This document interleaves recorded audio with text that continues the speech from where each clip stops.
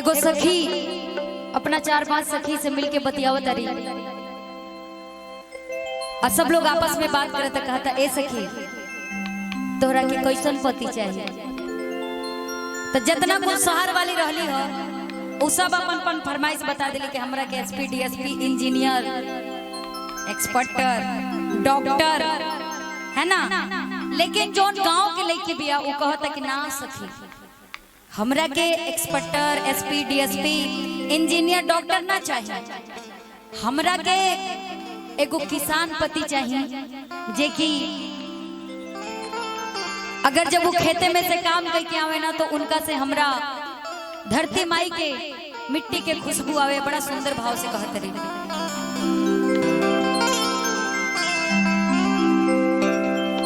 केहू के तल्ला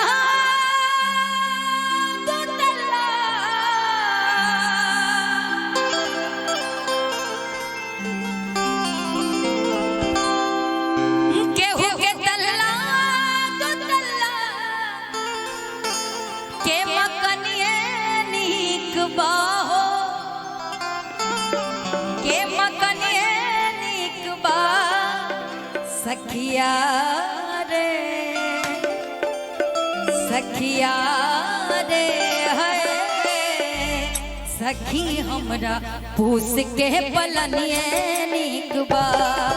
सखिया रे है सखी हमरा पूछ के पलनिए नीक बा। केहू के तल्ला तू तल्ला केहू के तल्ला तू तल्ला के मकनिए नीक बा हो के मकनिए नीक बा। सखिया रे हाय सखी हमरा पूछ के पलनिए नीक बा।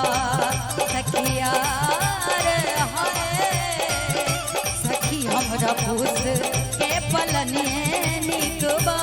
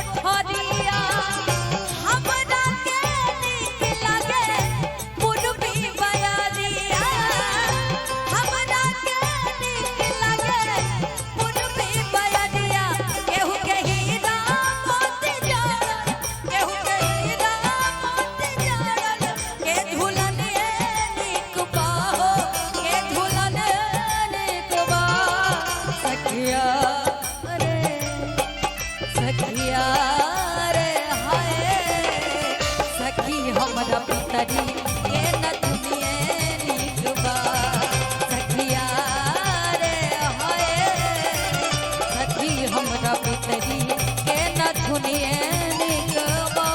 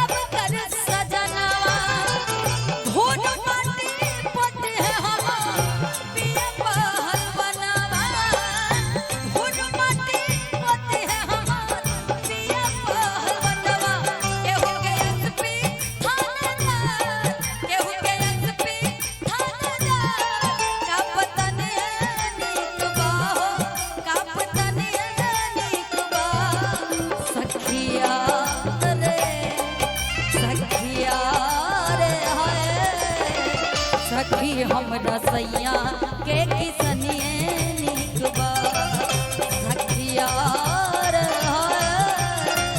सखी हमरा सैया